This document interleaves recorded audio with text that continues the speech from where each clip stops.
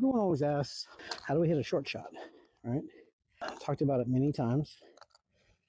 You know, how do you have time to shallow? How does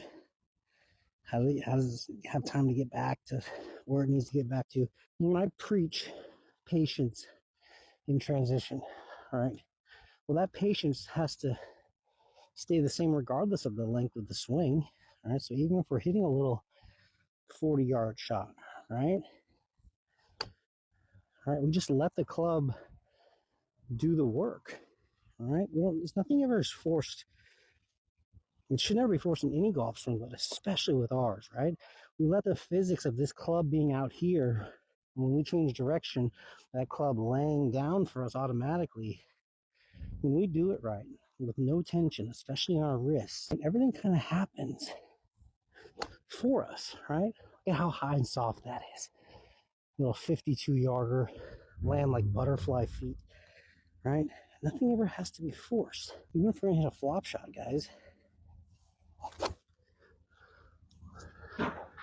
nothing ever has to be rushed. So we've shown you some 40-yard shots, some 50-yard shots. Everyone always wonders how we do these short shots. It's the same exact thing. It's just a shorter stopping point, all right? We do a clock method, right? Left arm, we go to 9 o'clock, 3 o'clock, right? 10 o'clock, 2 o'clock, 8 o'clock, 4 o'clock. And then we have one stock wedge speed, right? So 9 to 3, right? With one stock wedge speed is going to go a certain distance for me, a certain distance for you. You know, we try to make our wedge speed like 75%, something that's just a motion you can repeat over and over again speed-wise. Then we just change the length, which then varies the distance. You do that with all your wedges, well, guess what? You write that down and get yourself an average, right? Just like anything, you have to hit shots. You have to keep some data if you're trying to learn how to be better. You can't just wing it and say, oh, I hope it goes that far. But if you do that with all your wedges, well, guess what? Now you're going to have like a pretty good idea of how far a 9 to 360 goes, a 9 to 356, 9 to 352, or whatever clubs you have. If you do that with all of your clubs, guess what? Now you have some stock yardages, right? Ish. It's the best we can do right now because we're not tour guys. We're not hitting 2,000 balls a day, but hit 15 with each club at each height. It's not exhausting to hit wedges and hit a bunch of them. It's way easier than hitting a bunch of drivers, but you certainly can get an idea of how far the ball is going to go. We should never be taking full rips with our wedges, right? It should always be just a comfortable motion. There's no long driving with wedges, right? That's silly. Anyone tells you to swing as hard as you can with a wedge, run the other way, right? That's not how we hit wedges. Even if we want to hit a flop shot, right? Calm. Let the club do the work.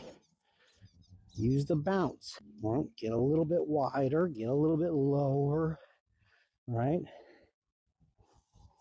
Look at that. Oh, look at that. Guy just nipped it right after. You almost backed up. You can hit any shot you want with our golf swing. It's just a matter of practice. That's with anything in the world. I'm not going to just take my course and shoot par tomorrow. You got to put some time in. Even if you went and saw the number one ranked coach in the whole wide world, whatever he taught you, you're going to have to go put some time in. That's how it works with anything, all right? Good thing is our swing, 3, 4, 5 weeks, put some effort into it, it's done. You'll never have to think about your backswing again. It's like riding a bike, all right? It's just like riding a bike. It just happens. You don't have to think about it. You think Juju thinks about our backswing? No. You get to a point where all you're thinking about is maybe altering your path, altering your release and your weight shift because you're trying to shape shots. You know how fun that is? That's the kind of stuff you get to start to think about, right? So how do I chip, guys? Well, I teach what Phil does, which is off the inside of our right foot, hands forward, hold the angle, even increase it going back, and we never let this club head pass us. And 90% of instructors will tell you it's the worst way to chip, and I'm going to tell you they're all wrong. I'll fight every single one. Let's get in the boxing ring. This is the number one way in the world for any human to guarantee solid contact. Most of you drop kick it, chunk it, blade it because you scoop your hands, because you flip your hands. That's why your contact is so terrible. It's the reason why Phil's the greatest short game guy that's ever lived. It's the easiest way to make contact. It's the easiest way to be repeatable. It's so simple. Hands forward. Never let your hands flip. Hands forward. Never let your hands flip. Almost do it in your sleep. We never, ever let the club head flip. Right? If you want to hit it higher, put it a little bit up in your stance. Right? And then what's really cool is that you can alter your finish. What do I mean by that? Well, we can have the same basic chip shot up through impact, and post impact simply change what we do with our hands slightly to change the ball flight. And so this would be our basic shot, right? Square to square, square to square finish. Well, if we wanted to have it land a little lower and run out, regardless of what club, we would simply get to impact, and post impact, still holding our angle, we would turn that toe inward, right? And that ball's going to have a little bit more spin on it, side spin and forward spin, instead of checking up so quickly. All right, so from down the line, it's going to look like that. It's going to go lower. All right, well, you can do the opposite if you wanted to hit it soft. Post impact, we're going to turn that wheel post impact to the right, still maintaining our angle. We're not flipping it, we're turning it. These are just things that anybody can practice. They're not hard. You just have to put a little bit of time into it, like anything in the world. All right, so low. See how low that was? And now we're going to do our square, a little more medium height. All right, couple bounces. And then we're going to have the high soft one that lands really gentle. All three of those are the same motion, just post impact. We're either letting the toe close, keeping it square, or a little bit open. It's very simple. Anybody can do this. I've had people that come to me, they couldn't break 110 their whole life. They leave my house chipping machines, right? Because they just have to make things simple. All I ever try to do for anybody is to make golf more simple. Anyway, so for real, how's everybody doing? Just driving home from Florida, here in Arkansas. One final lesson before I get home to my family, my wife, my girls. All had a crack in it, I think. It sounded funny. So what are y'all working on right now? Anything exciting in life you're working on besides the golf? No? We got some pretty cool things in the works right now. Of course, I'm not allowed to talk about any of it, but it'd be cool if I was able to. You guys would flip. We're working on hitting some cuts today. By the way, let's give it up to Gary Woodland, guys. It's brain surgery. Doesn't know if he's going to live, let alone golf again. Second place. And Gary has my favorite traditional swing on tour. It's this very late load, very relaxed, right? And it's the closest to how I swung a golf club before I created this swing, which is probably why I love the feel of this swing so much, because of obviously the way we load is as late as you can get. But with Gary, right, is that beautiful soft wrist in transition. That's why he hits it so far, and it looks like he's not even trying. It's such a cool move. Congratulations, just getting back, Gary, to your family and your health. I wish you all the best. That's just a little jumpy. That's why I pulled that 5 yards. I can feel the antics. I've been driving for who knows how long every day this week. I thought it's a nice sunny day here in Arkansas. Let's whack some golf balls. But I can just feel I'm just antsy. I can feel it. Like, that was better if I'm trying to play a cut. It's a little thin, but the ball moved a couple feet left to right. That was a good ball there for trying to do. Just feel antsy, stiff. I never just get out of the car and it's a little thin again. Boy, that's perfect. It's literally perfect. It's a little 2-foot cut. It's a little thin, but the ball flight is exactly what I want. I can get a little more lateral. Oh yeah. Well, that dog will hunt for trying to play a little cut. Oh God, that would play. If we're trying to play a little cut, that would play. Yeah, Gary with that soft I mean, it's just so soft in transition. Can you imagine him Juju swinging it? Got average 360. Oh God, it'd be amazing. Oh, it'd just be amazing.